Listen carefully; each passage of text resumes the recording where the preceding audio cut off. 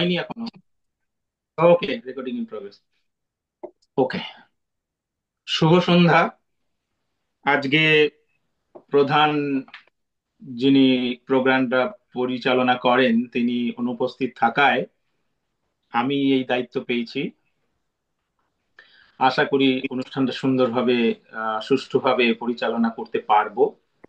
আজকে বুক ক্লাব যেটা, তার যে গল্পটা সেটা হচ্ছে রবীন্দ্রনাথ ঠাকুরের লেখা অপরাজিতা। সেইটা নিয়ে যাবার আগে আমি দু একটা কথা বলতে চাই।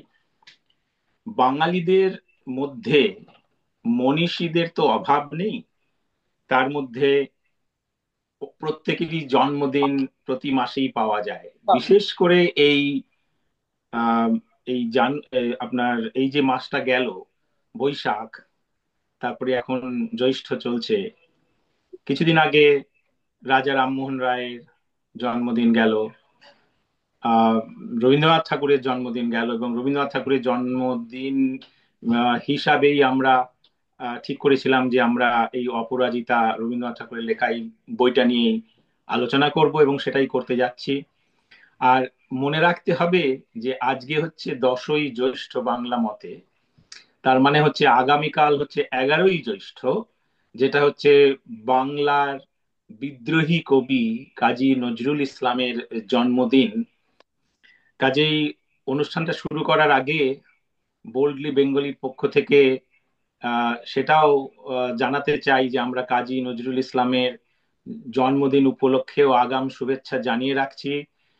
তবে আমাদের ইচ্ছা থাকবে, যেরকম আমরা করি আর কি, এই জ্যৈষ্ঠ মাসে পরবর্তী বুক ক্লাবে আমার অনুরোধ থাকবে, যদিও এই অনুরোধটা বা ডিসিশনটা পরে নেওয়া হয়, কিন্তু আমার অনুরোধ থাকবে কাজী নজরুল ইসলাম সম্পর্কিত কিছু রচনা নিয়ে যেন আলোচনা হয়। এটা আমার তরফ থেকে থাকবে তার প্রতি শ্রদ্ধা জানানোর জন্য।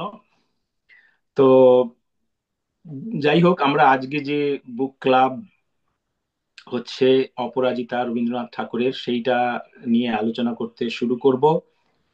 তবে তার আগে আর একটা কথা বলি, যে আজকে আমাদের বাড়িতে, আমাদের এই বুক ক্লাবের একজন সদস্য উদিত আমাদের বাড়িতে আছে। সেও কিন্তু আমাদের সঙ্গে জয়েন করছে উপরতলা থেকে, এবং এটাতে আমরাও খুব আনন্দিত যে তাকে আমরা অ্যাকচুয়ালি আজকেই পেয়েছি এই অনুষ্ঠানে আমাদের বাড়িতে বসেই সে জয়েন করছে। এই যে উদিত হাই করলো, থ্যাংক ইউ উদিত, খুব ভালো লাগছে।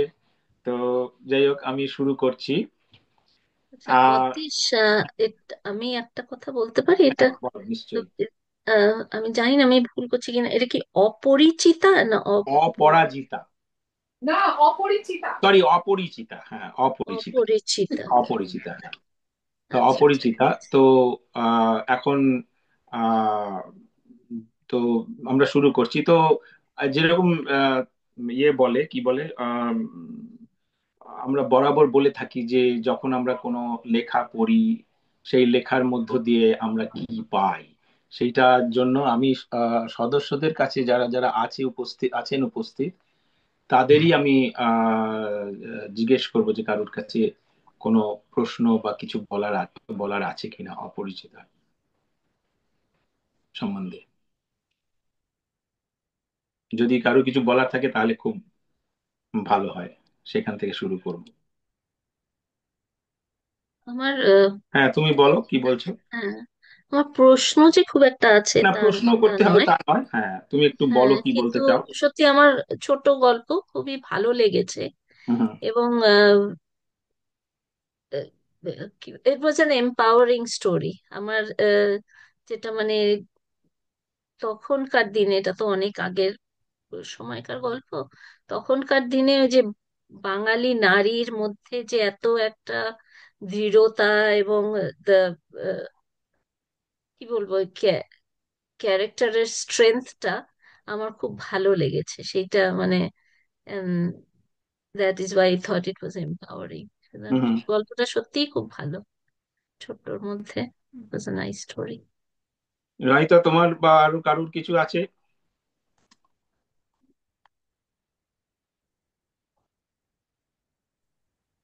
সুশীলি, হাই। হাই। ও আচ্ছা,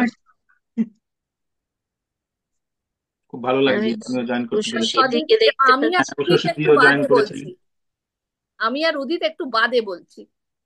উম, আমি আচ্ছা, উষসী কিছু আহ, উম, বলুন যদি পারেন, কারণ আমি বলতে চাইছি না প্রথমেই। হুম। আমি মানে একটু বলবো। হ্যাঁ, তাহলে তো খুব ভালো হয়। হ্যাঁ, এই বইটা যখন আমি শুনলাম, সেইখানে এই যে যৌতুক প্রথা, ডাউরি সিস্টেম, হুম হুম যেটা বিয়েতে অর্থের প্রাধান্য, especially in elite Bengali society, hmm hmm is often driving by money and stating rather than human value. হুম হুম সেইটা আমার কাছে কেউ অদ্ভুত লেগেছে, যে ডাউরি সিস্টেমটা কিরকম আম, এই এই এটাতে, মানে এই এ, ভদ্রমহিলার নামটা ভুলে যাই আমি খালি, কল্যাণীর পরিবর্তন, হুম হুম সেইটা এই বইটাতে আমি দেখতে পেলাম, যেটা আম, ও কল্যাণীর পরিবর্তন এবং বেশ গুরুত্বপূর্ণ। তিনি আম, আহ, শুরুতে মানে দেখা গেছে যে উনি বেশ প্রোগ্রেসিভ মাইন্ডের, হুম সেইটা হুম। এই বইটাতে বেশ দেখা গেছে।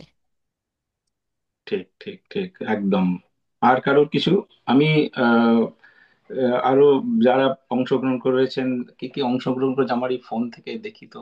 আমি সুদেবীকে দেখতে ও পাচ্ছি, আচ্ছা আচ্ছা আচ্ছা আচ্ছা। সুস্মিতা দিকে দেখতে ও, পাচ্ছি। সুস্মিতা দিও আছেন, সুদীপ বি হ্যাঁ, উনিও আমি আছেন। দেখতে পাচ্ছি। আর উনি তো উষসী দে তো রয়েছেন। হুম উষসী হুম আছেনই। হুম।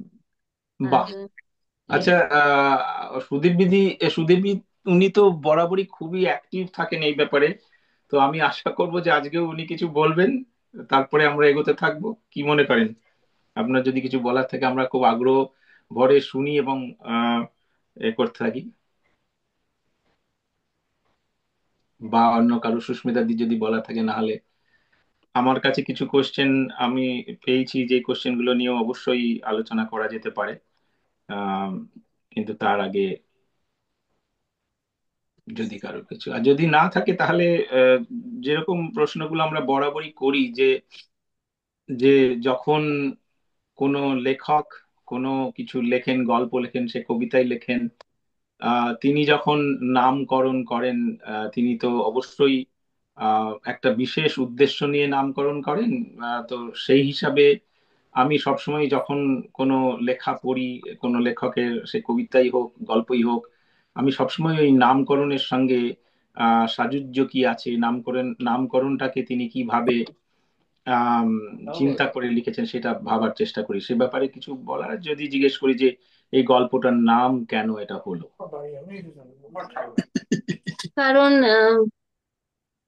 জানি না, কারণ অ্যারেঞ্জড ম্যারেজ, হুম হুম সেখানে তো প্রথমে মানে ওর ইচ্ছা ছিল বোধহয়, প্রথমে যখন বলেছিল যে আমি দেখতে চেয়েছিলাম বা যেতে চেয়েছিলাম, কিন্তু ওই হুম মামার জন্যে তো মামাই যা দেখেছেন।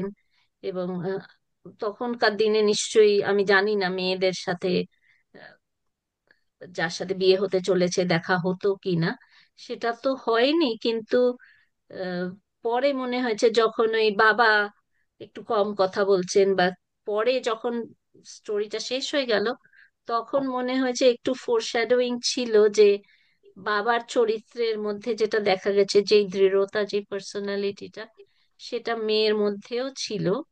সেটা আমি জানি না সেটা ফোরশ্যাডো করেছে বাবার চরিত্রকে দিয়ে কিনা। কিন্তু মানে অপরিচিতা যে, মানে পরিচয় তার সাথে কখনো হয়নি। হুম হুম। এবং ট্রেনেও মানে পরে হলো, নামটা শুনে যে কল্যাণী হচ্ছে বাবার নাম, এই হলো।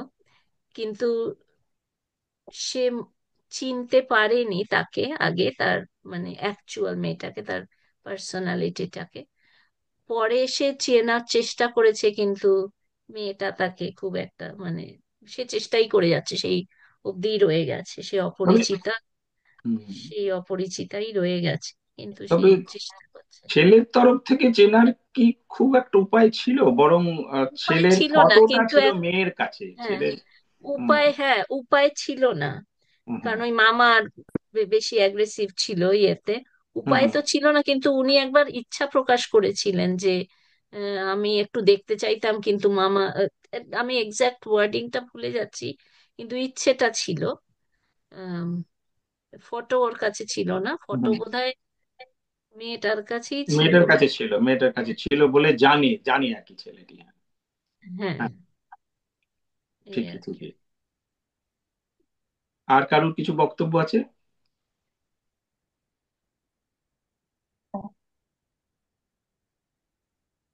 আর যদি আমি এই কথাটা জিজ্ঞেস করি যে, যদিও এটা বহুদিন আগেকার গল্প, আর তবে সমাজে সেই সময় যে বাস্তবতাটা এখানে তুলে ধরা হয়েছে, সেই পরিপ্রেক্ষিতে যদি আমি জিজ্ঞেস করি যে, যে প্রশ্নটা এসছে এখানে যে আহ, বিশেষ করে সমাজের কোন বাস্তবতাটা এই গল্পে তুলে ধরা হয়েছে, আর সেই বাস্তবতাটা এখনো কোনোভাবে প্রাসঙ্গিক কিনা আজকের সমাজে। অনেক সমাজ তো বদলেছে, বহু বদলেছে, কাজেই এই প্রশ্নটা একটু কঠিন প্রশ্ন হতে পারে, কিন্তু তবু আমার মনে হয় ভালোই লেগেছে প্রশ্নটা যেটা এসছে যে সমাজের কোন বাস্তবতা এই গল্পে তুলে ধরা হয়েছে, আর সেই বাস্তবতা এতদিন পরেও এখনো সেইভাবে প্রাসঙ্গিক বলা যায় কিনা। এখন কারণ, মানে হ্যাঁ বলুন, বলো। আর হ্যাঁ। না, না, মানে আমাদের যখন বিয়ে হয়েছে বা কিছু, তখন মনে আছে, বা আমাদের সমসাময়িক যাদের বিয়ে হয়েছে, তখন এই যে পণ নেওয়া, এই নেওয়া, এইগুলো তো অনেক কিছুই উঠে গেছে। কারণ মনে আছে আমাদের এক বন্ধুর যখন বিয়ে হয়, আমার হাজবেন্ড উইটনেস দিতে গিয়েছিল, তো ওই দেয় না রেজিস্ট্রি ম্যারেজে, তখন ওইখানে লেখা ছিল না, বা ওই অফিসে লেখা ছিল পণ নেব না, পণ দেব না, কি একটা যেন, না, নেব না পণ পণ, পণ দেব না, হ্যাঁ ছিল একটা কি স্লোগান একটা মতো ছিল, ছিল একটা শপথ সম্ভবত। করো তরুণ হ্যাঁ, মন, হ্যাঁ, এরম হ্যাঁ, কিছু একটা হ্যাঁ। ছিল সেই জ্যোতিবাবুর আমলে। তো ওগুলো তো বাংলা তো অনেকটা এই সব দিকে, সত্যি কথা, এটা ভালো কথা যে বাংলা, ওয়েস্ট বেঙ্গল অনেক এগিয়ে এই দিক থেকে in comparison to other states. এইটা তো খুব একটা এখন চল নেই, তবে কোনো কোনো জায়গায় হয়তো এখনো আছে। আমাদের নিজেদের মধ্যে আমরা জানি না এগুলো নেই, ডাউরি সিস্টেম বা গয়না নিয়ে এই জিনিসগুলো আর হয় না। হুম, হুম। কারণ উই অ্যাসপায়ার টু, মানে মনের দিক থেকে মেশাটা বা পড়াশোনা, এইগুলোর দিকে আমরা অনেক বেশি মন দিই, হুম, রাদার দেন হ্যাঁ। ডাউরি অর কে কি পেলো, হোয়াট এভার। হ্যাঁ, ঠিক। সেটা চেঞ্জ হয়েছে, অ্যাটলিস্ট বাংলায়, সেটা আমার বলতে ভালোই লাগছে। হুম।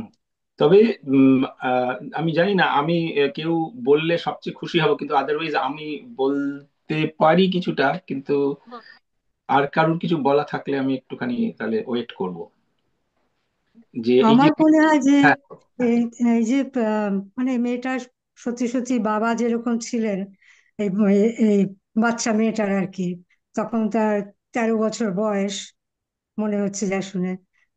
তার বাবা যেরকম মানে স্ট্রং মাইন্ডেড ছিলেন, এই মেয়েটা সেরকমই সত্যি সত্যি স্ট্রং মাইন্ডেড।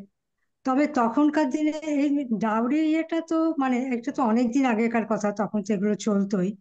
আহ কিন্তু এটা কি সত্যি সত্যি এতখানি বাস্তব সেই রকম যুগে বলা চলে যে এরকম একটা স্ট্রং পদক্ষেপ নেবে একটা মেয়ে? সে ঠিকই করলো আমি বিয়েই করব না, আমার ইয়ে হচ্ছে যে মানে কাউকেই আমি বিয়ে করব না। আর ভদ্রলোকে যখন বিয়ে দিতে গিয়েছিলেন, মানে প্রথম থেকে দেখাচ্ছে যে ভদ্রলোক যখন ছেলের বাড়িতে গেল, গিয়ে তিনি কিছুটা প্র্যাকটিক্যালি অপমানিতই হলেন। হ্যাঁ, তাকে এগিয়ে দিতে, ওই ইয়ের মামা এগিয়ে দিতে ওপর থেকে নিচেও নামলেন না।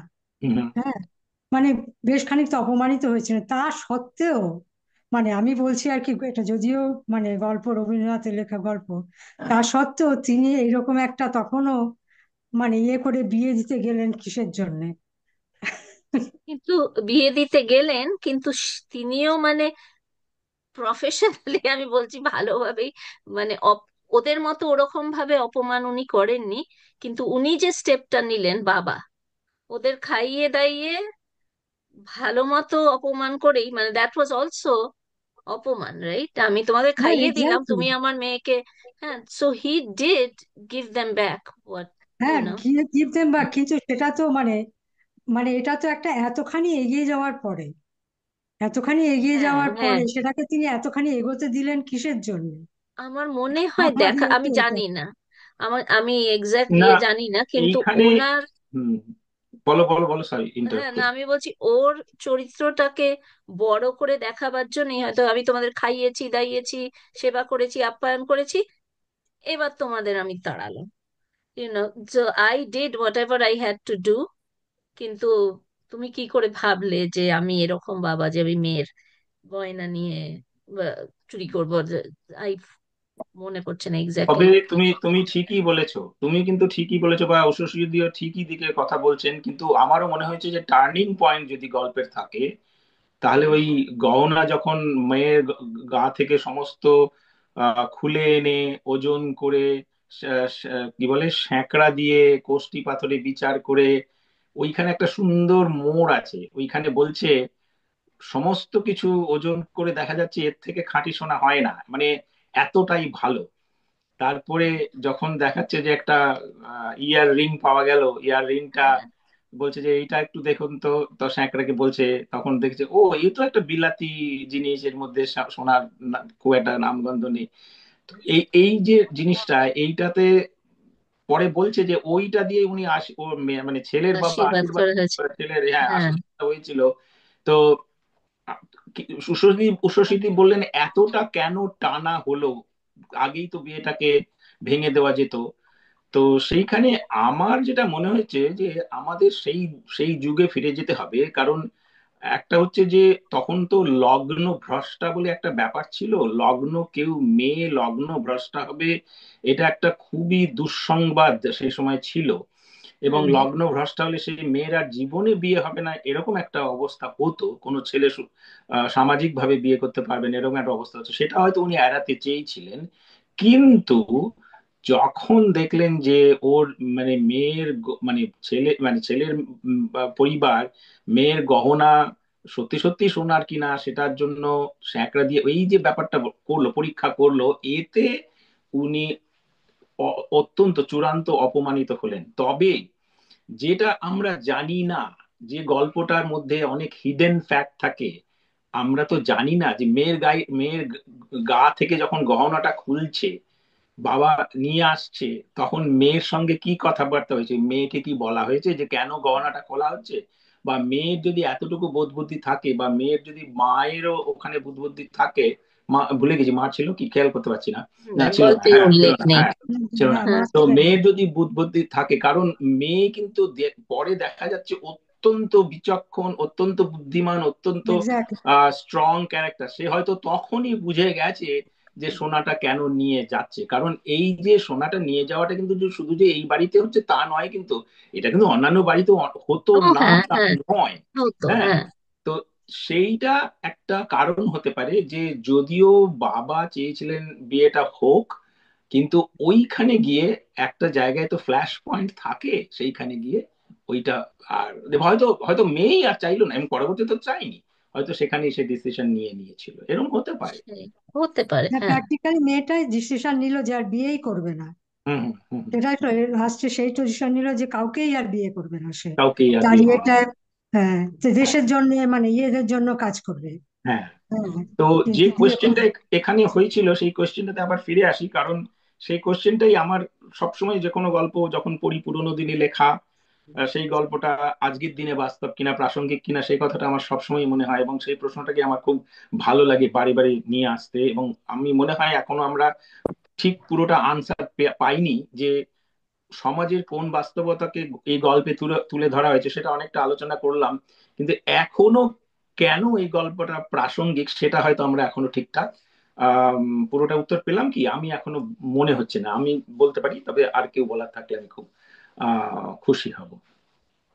আমার মনে হয় প্রাসঙ্গিক, মানে জানি না আমাদের বাংলাতে এখনো কিনা, কিন্তু অন্যান্য জায়গাতে এই যে ডাউরি, টাকা পয়সা দিয়ে বিয়ে, এগুলো তো খুবই সাধারণ ব্যাপার। এখান থেকে তো লোকে মনে হয় না খুব একটা কিছু এগিয়ে যেতে পেরেছে। হুম হুম আমাদের হয়তো বাংলাতে, পশ্চিমবঙ্গে হয়তো এতখানি হয় না, এরকম ইয়ে এখনো হয়তো হয় না। আহ, হুম, কিন্তু অন্যান্য জায়গায় তো শিওর হয় এগুলো, হুম, মানে ভারতের হ্যাঁ, অন্যান্য অন্যান্য জায়গাতে। জায়গায় হয়, হ্যাঁ। হ্যাঁ, গ্রামে গঞ্জেও হতে পারে, আমি জানি না বাংলার গ্রামে গঞ্জে কি। পশ্চিমবঙ্গতে গ্রামে নিশ্চয়ই হতে পারে, কিন্তু আমার নিজের এক্সপিরিয়েন্সে বলতে পারি যে আমার নিজের মা বাবার ডাউরি সিস্টেম ছিল। হ্যাঁ, হ্যাঁ, ওকে, ওরা তো পশ্চিমবঙ্গ ছিল, ওরা তো কলকাতার লোক, তা কিন্তু ওদের বিয়ের সময় ছিল। তো বলতে পারবে না যে এই সিস্টেমটা পশ্চিমবঙ্গতে থাকে না, আছে। হুম, হ্যাঁ, ঠিকই, ঠিকই বলছো যে মানে অন্য ভারতীয় রাজ্য থেকে ভীষণ কম। ঠিক, ঠিক। আর কারুর? আর উম, আর কেউ বলবে? উদিত খুব ভালো কথা বলেছে। হ্যাঁ, আর আর হ্যাঁ, কি? হয়তো আমরা জানি না, মানে আমরা বলছি, মানে এটা খুব পার্সোনাল, রাইট? এটা হুম, আমার সময় ছিল না, বা অতিশা উই ডিডন্ট ফেস দ্যাট। আমার মনে হয়, আমি জানি আমার মা বাবার সাথে এইরকম কথা হয়নি, বাট আই যদি আই ডোন্ট নো। এটা হ্যাঁ, একটুখানি আনকমফোর্টেবল প্রশ্ন হতে পারে, কিন্তু হ্যাঁ, আহ, তোমাদের যদি এরকম অবস্থা ছিল, হ্যাঁ।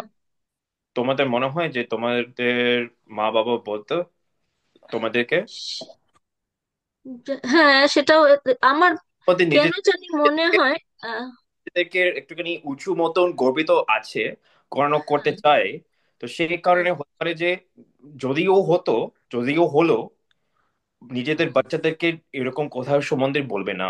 বলবে না, হ্যাঁ, সেটা না, হতে আমি পারে। অতটা অতটা ব্যক্তিগত লেভেলে ঠিকই বলেছো এটা। মানে বলবে না হয়, এবং সেটাই স্বাভাবিক। কিন্তু আমি যে দিকটা ধরতে চাইছি ব্যক্তিগত এর বাইরেও, সেটা হচ্ছে যে আমার কাছে যেটা মনে হয়েছে যে গল্পের প্রাসঙ্গিকতাটা কোথায়, মানে এখানে যে বাস্তবটা তুলে ধরা হয়েছে সেটা তো, এখানে যে কোশ্চেনটা করছে সমাজে কোন বাস্তবতা এই গল্পে তুলে ধরা হয়েছে, তার তো সেটা হচ্ছে যে নারীর যে আত্মসম্মান বোধ বা নারীর যে মর্যাদা, এইগুলোকেই তো তুলে হ্যাঁ, ধরা হয়েছে। এবং মানে সেইখানে আত্মমর্যাদা এবং স্বাধীন মত প্রকাশের, কারণ ও তো বলেছে যে আমি বিয়ে করবো না, এবং কোনোদিন করে উনি যখন লাস্ট ট্রেনে ওই দেখাটা হলো। তো এইখান থেকে হয়তো এটাই বলতে চাইছে, আমি মনে করি প্রাসঙ্গিকতা হিসাবে, যে না, সেই নারীর আত্মমর্যাদা, সেই নারীর স্বাধীন মত প্রকাশের ক্ষমতা, এইগুলোকে ধরে রাখতে গেলে আমাদের সেই পুরনো, যেটা এইখানে পড়ছি আমরা, পড়লাম, সেইটাকে শিক্ষা নিতে হবে যে আমাদের মেয়েদের দুটো জিনিস একমাত্র দরকার। একটা হচ্ছে শিক্ষা এবং উচ্চশিক্ষা, আর তারও উপরে দরকার অর্থনৈতিক স্বাধীনতা। কারণ মানে এটা কিন্তু সত্যি যে অর্থ অর্থ বলা যেতে পারে স্বামী স্ত্রীর সম্পর্ক খুব ভালোবাসার সম্পর্ক, সব মানলাম, ফিলোসফিক্যালি এভরিথিং ইজ কারেক্ট, কিন্তু at the end of the day একটা মেয়ের আত্মমর্যাদা, ইভেন স্বামী স্ত্রীর মধ্যেও অর্থনৈতিক স্বাধীনতার খুব গুরুত্ব আছে বলে আমি মনে করি। এবং হয়তো সেটাই আহ, মানে এই যে চেঞ্জটা হয়েছে তখন থেকে, তো অনেক ধীরে ধীরে ধীরে ধীরে একটা বিশাল চেঞ্জ হয়েছে। এখন আর হয়তো মনে হতে পারে আপাত দৃষ্টিতে এখন তো মেয়েরা ছেলেরা নিজেদের মতো পছন্দ করে বিয়ে করে, তাহলে এই ডাউরি সিস্টেম বা এই ধরনের যে গল্পের প্রাসঙ্গিকতাটা কোথায়? কিন্তু ওইখানেই প্রাসঙ্গিকতা, যে সেই নারীর যে শিক্ষা পেয়েছে, যে আত্মমর্যাদা পেয়েছে, ডাউরি উঠে গেছে, সেটাকে ধরে রাখতে গেলেও নারীকে উচ্চশিক্ষিত এবং অর্থনৈতিকভাবে স্বাধীন হতে হবে, তবেই সেটা ধরে রাখতে পারবে। হ্যাঁ, এবং একটা। সবচেয়ে বড় কথা, আমি আরেকটুখানি বলে নিই, 1 সেকেন্ড দিদি, আমি হ্যাঁ, হ্যাঁ, নিশ্চয়ই, মানে নিশ্চয়ই, হ্যাঁ। শেষ করতে চাইছি, সেটা হচ্ছে যে আজকে আমরা যদি বাঙালি বলি, আজকে বাংলাদেশ এবং পশ্চিমবঙ্গ ধরে বলছি, আমাদের যে মনুবাদ, মানে মনুবাদ যেটা আনার চেষ্টা হচ্ছে, সেই বা অন্যদিকে যেটাকে বলে শরিয়ত বাদ আনার চেষ্টা হচ্ছে সমাজে বিভিন্ন ক্ষেত্রে, সেইটা কিন্তু বাংলাদেশ এবং পশ্চিমবঙ্গে এক ধরনের সংঘাত নিয়ে আসছে। সেই সংঘাতে যারা সবচেয়ে বেশি ক্ষতিগ্রস্ত হচ্ছে তারা কিন্তু মেয়েরাই, এবং সেই মেয়েরাই ক্ষতিগ্রস্ত হচ্ছে সবচেয়ে বেশি। কাজে এই ব্যাপারটা আমার কাছে খুব মনে হয় যে এই গল্পটা সেদিক থেকেও খুব গুরুত্বপূর্ণ। আমি হয়তো এইভাবে দেখি, সকলে নাও দেখতে পারে। আচ্ছা, মনুবাদটা কি আর শরিয়তই বা কি জিনিস? খুব শর্টে বলতে গেলে আহ, শরিয়ত হচ্ছে যে ইসলামিক চিন্তাধারায় সমাজটা কি চলবে, সেখানে মেয়েদের কোন স্থান হবে, পুরুষদের কোন স্থান হবে, এরকম অনেক কিছু আছে। আর মনুবাদ হচ্ছে মনুর যে আচার বিচার, যে সর্বস্ব যে সমাজ, মানে আচার বিচার সর্বোচ্চ সমাজ, যেখানে আর মানে তুমি ভালো, যদি তুমি এই আচারটা কোনো রকম প্রশ্ন না করে মানতে ওকে, পারো, বুঝেছি। হুম। সেখানে মত প্রকাশের স্বাধীনতা বলে কিছু নেই, প্রোগ্রেসিভনেস তুমি বলতে পারবে না, তোমাকে এই মানে আচারটা প্রচন্ড হ্যাঁ ধর্মীয় আচারটা হচ্ছে এইটা, কনজারভেটিভ। এইটা হ্যাঁ হ্যাঁ, সেখানেও কনজারভেটিভ। কিন্তু এইটা আর কি। তো আই মে বি রং। না, হ্যাঁ, না, ইট ইজ ট্রু যে এই যে ইয়েটা, যে মেয়েটার যে মনের এত শক্তি, এবং সেই নিয়ে এটা যে ডাউরির এগেনস্টে একটা ইয়ে, যে আমি বিয়েই করবো না এরকম যদি ইয়ে হয়, সেটা একটা মানে এইটা একটা সারা মানে প্রত্যেকটা যুগে যাতে লোকে জানতে পারে, মানে এটা ইয়ে করে, সেই জন্য এটা দরকার এইরকম লেখা। এইরকম লেখাটা যখন লেখা হয়েছিল তখনকার যুগে থেকেও সমস্ত যুগেই এটার মেয়েদের বা সবাই মানে সমাজের হুম সবারই পড়া দরকার, যার ফলে এইরকম ধরনের ঘটনা আর না ঘটে। হুম হুম, ঠিক ঠিক ঠিক। ইফ আই মে, হ্যাঁ প্লিজ প্লিজ।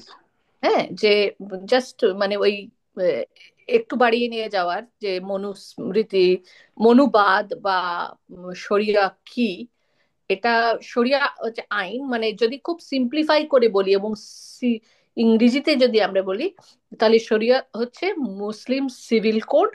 আর না, এটা ঠিক না। না, No. Sharia English, Sharia, Sharia, Sharia law, right? Sharia law. It took me a few tries to recall. Muslim civil code is based off of Sharia শরিয়া, ওকে। and hadiths and the whatever there's a Sharia is what the laws are in as prescribed in the Quran. And in India specifically, we have a board, a Waqf board that has basically it's a designated body, it's a government body of imams and people, government officials essentially, that have come together and they've extracted a legal framework to handle civil disputes in some kind of mixed in using a Sharia framework, but through the Indian bureaucratic system. And that's what we have as a Muslim civil code. Aage in 1950s obdi, it also had a Hindu civil code, which was made during the British period, which was based off of Manusmriti, with the board being comprised of bureaucrats and priests, essentially. Please. Basically extracted from Manusmriti a Hindu legal civil code for civil disputes to be uh, administered and taken care of. And what I mean by civil disputes, I mean how is property going to be divided after the death of parents? During marriage, what are the processes? How is land going to be distributed? These sort of how is divorce happening, right? So ধরে নাও নিশ্চয়ই um, আহ, নিশ্চয়ই খবরে তুমি দেখেছো, মানে triple তালাক যে এখন Right. কয়েক বছর আগে মানে বান করানো হয়েছে, ওরা একটা মুসলিম সিভিল কোডের একটা লাইন ছিল যে তালাক হচ্ছে একটা ডিভোর্স মানে মুসলিম সিভিল কোডের মধ্যে একটা ইয়ে একটা method, right? That's been extracted from the civil code. That is what that is. Okay. ঠিক মুসলিম সিভিল কোড আর শরিয়া একই না, কিন্তু অন্য ঠিক জিনিস নয়। আচ্ছা। ঠিকই, তবে আমি যেটা বোঝাতে চাইছি সেটা হচ্ছে যে যেটাই হোক, আচার সর্বস্ব সমাজে সবচেয়ে বেশি যেটা আহ, মানে পুরুষতান্ত্রিক আচার সর্বোচ্চ সমাজে যেটা হয় সেটা হচ্ছে নারীরাই সবচেয়ে বেশি ক্ষতিগ্রস্ত হয়, সেই দিক থেকেও এটা আত্মসম্মান। যাই হোক, আমাদের গল্পটা আরেকটু আলোচনাটা আরেকটু এগিয়ে নিয়ে যেতে চাই। আমি একটা যদি কথা জিজ্ঞাসা হ্যাঁ করতে হ্যাঁ পারি? হ্যাঁ, বলো বলো, আমি অবশ্যই। জানি না এটা কেউ জানে কিনা। হুম হুম। এইটা কোন সময় লেখা হয়? এটা কি রেনেসান্সের সময় লেখা এই ছোট গল্পটা? 19th century. হ্যাঁ, মানে হুম। তাহলে আর্লি বেঙ্গল রেনেসান্সের সময়, সরি এক্সকিউজ মি। না, সেটা হতে পারে না, কারণ Rabindranath was born 1861, and Renaissance was at the beginning of the uh, 19th 1900s. 1900 or 1800s, but it started with Ram Mohan Roy's birth, অনেকে consider করে, but or Ram Mohan starting the struggle, and it ended in 1941 with the death of Rabindranath. That is the period of Bengal Renaissance. নিশ্চয়ই নিশ্চয়ই। আচ্ছা, আর আমি আরো একটা question পেয়েছি, সেটাতে যাওয়ার আগে আর একটু বলতে চাই, কারুর কোনো কোয়েশ্চেন আছে বা বলার আছে? কারণ এই গল্পটা আমার খুব ভালো লেগেছিল, মানে খুব, কি বলবো আমি জানি না, সুইট গল্প বলবো না কি বলবো, মানে গল্পটা অত্যন্ত খুব সহজ সরল, একটা সাধারণ একটা, খুব ফ্লো যেটাকে বলে, গল্পটা খুব ভালো লেগেছে সেই দিক থেকে দেখতে গেলে। যাই হোক, আর কিছু বলার আছে কারণ? না, ওইটাই আমি চিন্তা করছিলাম যে স্ত্রীর পত্র যেই সময় লেখা হয়, ওটাও ওমেন, মানে ওমেন, একটা একটা মেয়ের কত পার্সোনালিটি স্ট্রেংথটা দেখাচ্ছিল ওটাতেও, এটাতেও দেখেছি। তা আমি ভাবছিলাম ওই ওই সেম টাইম ফ্রেমে লেখা হয়েছে নাকি, সেটা চিন্তা করছিলাম, আমি জাস্ট জানতাম না। ঠিক। আচ্ছা, আর কেউ কিছু যদি বলতে চান বলুন, নাহলে আমি পরের প্রশ্নে চলে যাব।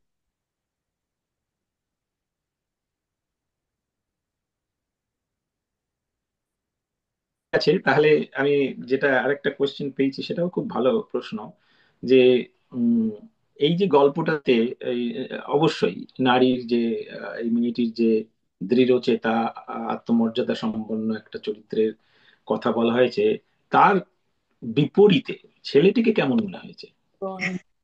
হ্যাঁ। ছেলেটিকে কেমন মনে হয়েছে সেইটা যেমন কোশ্চেনটা এসছে, তার সঙ্গে আমি আবার বলতে চাই যে ছেলেটিকে যেমন ভাবে দেখানো হয়েছিল, এটা আমি অ্যাড করছি এই মুহূর্তে, কোশ্চেনটা তা নেই, ছেলেটিকে যেভাবে দেখানো হয়েছে, তৎকালীন সমাজে কি ছেলেদের চরিত্র সেরকমই ছিল আসলেই? সব একটু ছেলেরই বলবো। বা মেজরিটি? বলো বলো। আম, অনুপমের চরিত্রটা আমার মনে হয় যে সাইলেন্ট ফলোয়ার, হুম হুম যেখানে ও কোনো কিছুই বলতো না। ইভেন মামা যে এত স্ট্রং পার্সোনালিটি ছিল, সেখানে অন্যায়কেও সহ্য করেছিল, কোনো কথাও বলতো না। হুম কিন্তু after meeting that with Kolani, um, she just seeking the personal integrity আর রেসপন্সিবিলিটি, তারপর চিন্তা করতে মানে আরম্ভ করেছিল। এই যে এটা চেঞ্জ, এটা একটা দেখবার মতো হুম হুম। গল্পটাতে। আর কেউ?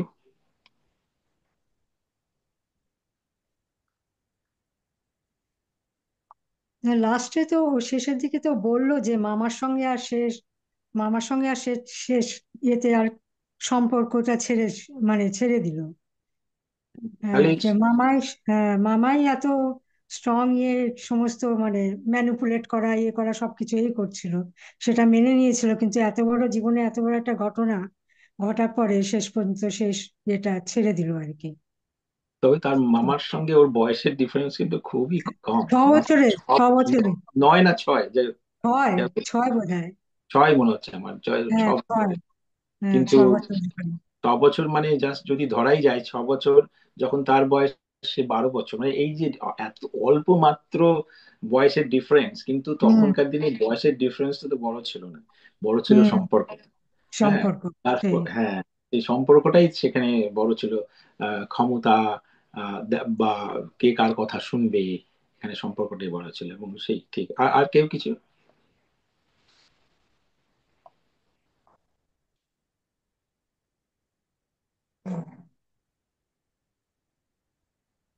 না, আমার মনে আজকে হয় যে বলো। যে প্রথম দিকে তাকে একটু বিলাসী, বিলাস, মানে বিলাস, তার বিলাসিতা, তার মানে একেবারে যেটাকে আমরা ব্যাখ্যা করি বাঙালি ভদ্রলোক, মানে আহ বিংশ শতাব্দীর প্রারম্ভের যে আমি ধরে নিচ্ছি সেই সময়ে যেই কথাটা উঠেছিল এর আগে, যে সময়কালটা কি, তো সময়কালটা এখানে লেখা নেই আর আমার আর জানা নেই, কিন্তু আমরা মানে ধরে নেওয়ার একটা ইয়ে হচ্ছে যে যেটা অবশ্যই এই কল্যাণীর মতো মেয়েরা, তাদের মধ্যে ব্রাহ্ম সমাজের একটা মেয়েদের মধ্যে যে প্রভাব, সেই একটা প্রভাবের ছায়া একটা দেখতে পাওয়া যায়। তা সেই দিয়ে একটু সময়ের বিচার যদি আমরা করি, মানে একটা ইমাজিন করতে পারি যে ব্রাহ্ম সমাজের আহ আহ, একটা ব্রাহ্ম চেতনার একটা সময়কাল, তার পরবর্তী সময়টাকে ধরতে পারি, এটা একটা আমার কমেন্ট। এবং আমার ছেলেটি সম্বন্ধে তার চরিত্র দেখতে একেবারে সেই পরিপাটি বাঙালি ভদ্রলোক, উচ্চ শিক্ষা পেয়েছে, সবই কি কিছু করেছে, কিন্তু মায়ের একেবারে মা মাতৃ ভক্তি, মাতৃভক্তি মানে ন্যাওটা ন্যাওটা টাইপের। হ্যাঁ হ্যাঁ, সেই একেবারে পরায়ণ। এবং আহ কিন্তু পরের দিকে তার চরিত্রটা পাল্টাচ্ছে, এবং সেই পাল্টাবার যে সেটা কিছুটা কল্যাণীর ইম্প্যাক্টে, যেটা ইন্দ্রাণীদি বললেন যে তার সেইটা গ্রহণ করা, এবং তার যে ভালো লাগছে এই স্বাধীন, যেটা অনেক সবার ভালো নাও লাগতে পারে, কিন্তু তার ওই জিনিসটা তার ভালো লেগেছে। সেটাও আমার মনে হয়েছে একটা তার চারিত্রিক একটা দিক, যে সে এটাকে গ্রহণ করছে, এই পরিবর্তনটাকে, সমাজের মধ্যে নারীদের যে নারী শক্তির যে উদ্ভাবন বা আরো পরিবর্তন, এগিয়ে যাওয়া, সেটাকেও সে মেনে নিচ্ছে এবং তার ভালো লাগছে। এটাও তার সম্বন্ধে যেমন একটা দিক, যে সে মাতৃভক্ত একেবারে ইয়ে, আবার তার উল্টো দিকটাও, যে সে নারী শক্তির যে চেতনাটা যা বাড়ছে বা সেটাও যে গ্রহণ করছে, সেটাও তা আমার মনে হয়েছে যে এটা তারও আত্মোপলব্ধি হয়েছে, বলে আর কি। আত্মোপলব্ধি হয়েছে।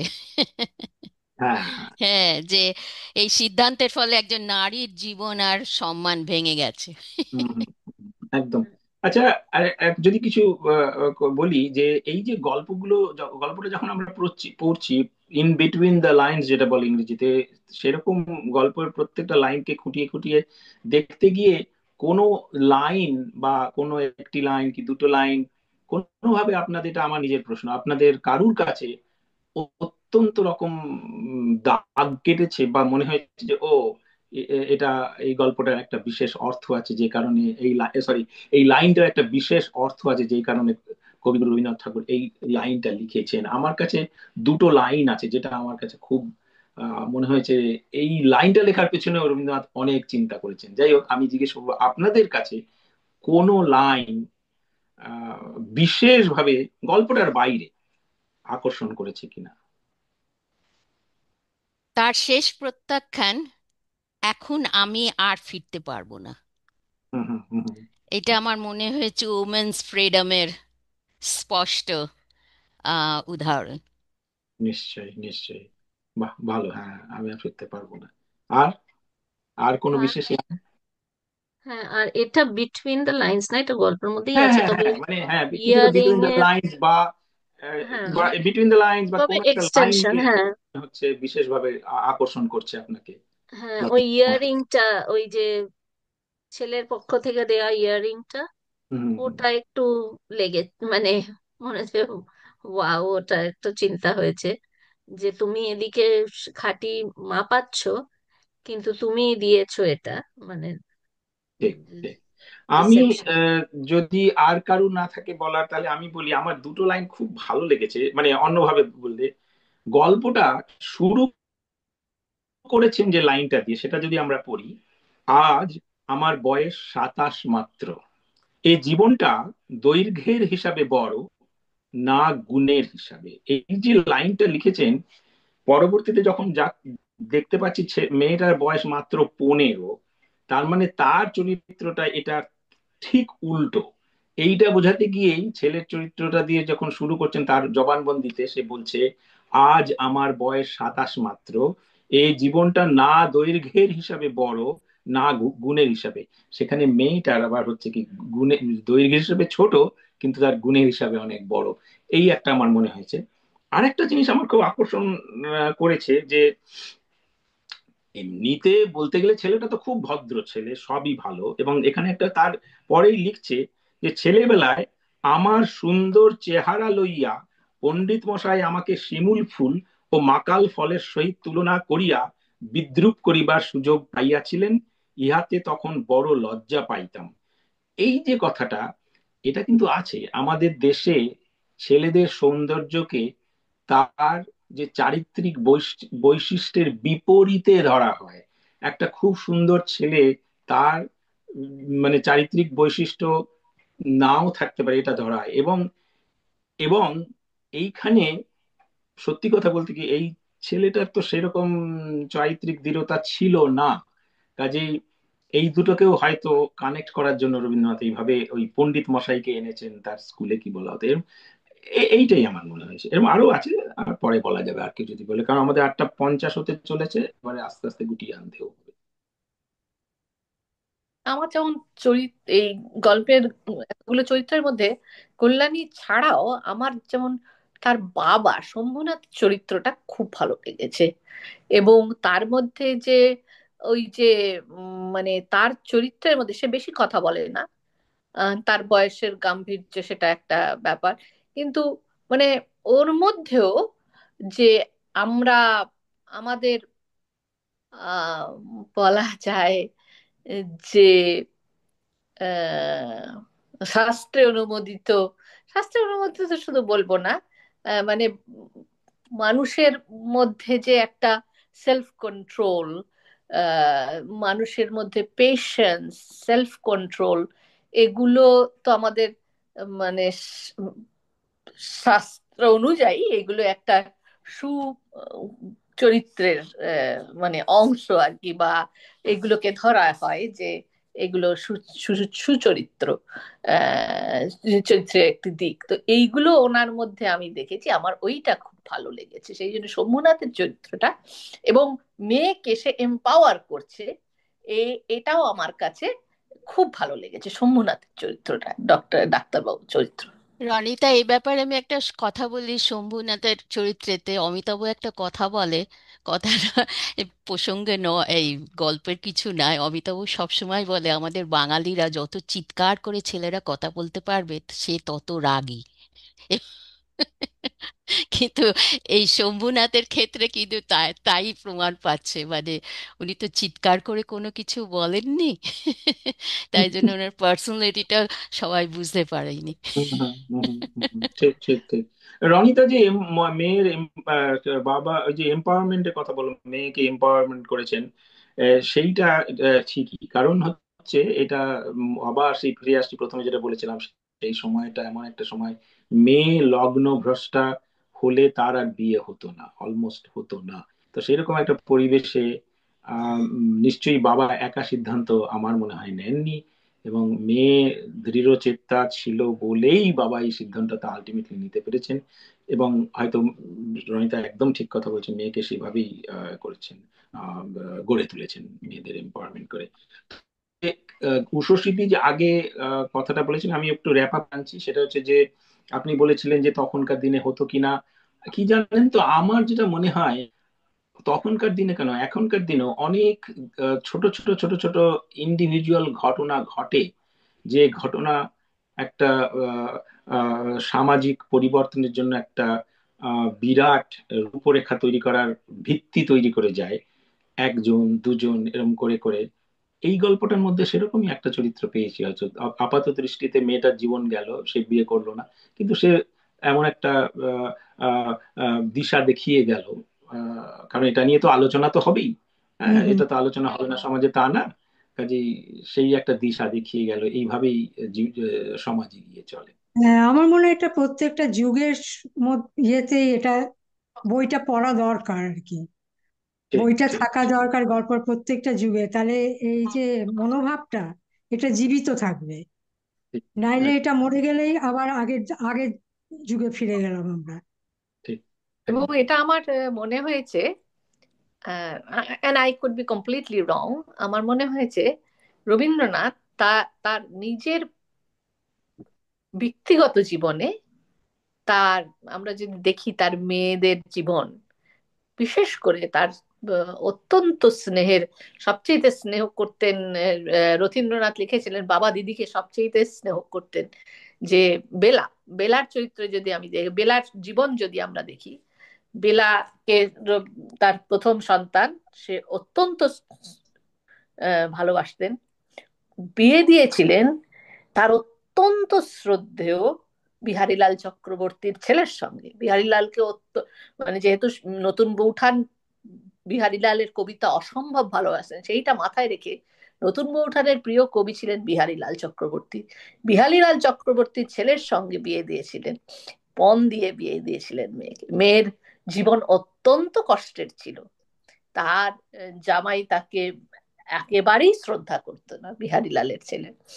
এবং মৃত্যু মানে যখন বেলার অসুস্থ হয়ে পড়ে, রবীন্দ্রনাথ প্রতিদিন যেতেন মেয়েকে দেখতে, এবং বিহারীলালের ছেলে তার সামনেই বা হতো যে ওনার সামনেই, শ্বশুরের সামনেই সিগারেট খাচ্ছেন, করছেন, উদ্ধত করছেন, এরকম ব্যবহার করছেন।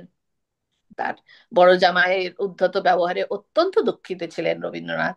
তো হয়তো এর মধ্যে দিয়ে তার পিতৃমনের একটা পরিচয়, যে মানে সে যেটা করেনি বা সে যেটা করতে পারেনি, তার একটা মানে একটা মনে হয় কিছুটা মনে হয়েছে আমার, এটা একটা বহিঃপ্রকাশ, যে এটা কোনটা ঠিক সেইটার একটা ব্যাখ্যা দেওয়ার চেষ্টা, মানে নাও, বাট আমার মনে হয়েছে এটা লেখার মধ্যে দিয়ে উনি প্রকাশ করেছেন হয়তো যে এইরকমটাই হওয়া উচিত, দরকার।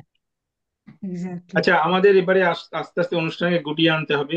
তবে একটা কথা আমি বলে শেষ করতে চাই, সেটা হচ্ছে যে পরবর্তীতে কি গল্প নিয়ে কথা হবে সেটা আমরা পরে জানিয়ে দেবো। আমার অনুরোধ থাকলো, যারা প্রস্তাব করবেন বা যখন কোন একটা কিছু নিয়ে ডিসিশন হবে, সেটা যেন নজরুলের কিছু নিয়ে হয়, সেটা হলে আমার তরফ থেকে প্রস্তাবনা থাকলো।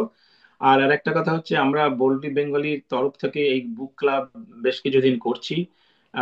আমাদের মধ্যে যারা যারা অংশগ্রহণ করছেন, তাদের প্রত্যেকের কাছে একটা বিনীত আবেদন, যে মুখে মুখে মুখে মুখে এই বুক ক্লাবের গল্পটা ছড়িয়ে দিন, যাতে সকলে আরো অংশগ্রহণ করে। কারণ এ ধরনের সুস্থ মানসিকতা, সুস্থ আলোচনা খুব দরকার, এবং সেটা হতে পারে একমাত্র আমরা যারা সক্রিয় সদস্য, তারা এই চ্যানেলটাকে সাবস্ক্রাইব করি, এবং বুক ক্লাবের কথা বা আমরা বোল্ড বেঙ্গলি যা যা করি সেটা সকলেকে ছড়িয়ে দিই, যাতে সকলে শেয়ার করে, একজনের থেকে আরেকজন, আরেকজনের থেকে আরেকজন। একটু আমাদের অ্যাক্টিভ পার্টিসিপেশন দরকার, একটু মুখে মুখে ছড়িয়ে দেওয়ার জন্য। যাই হোক, আজকে আপাতত রাখছি, আর কিছু বলছি না। সকলকে অসংখ্য ধন্যবাদ, বিশেষ করে আজকে Memorial day weekend, long weekend, তা সত্ত্বেও এখানে জয়েন করার জন্য। ভালো থাকবেন, সুস্থ থাকবেন। পরবর্তী বুক ক্লাবে আবার দেখা হবে। ধন্যবাদ। ওকে।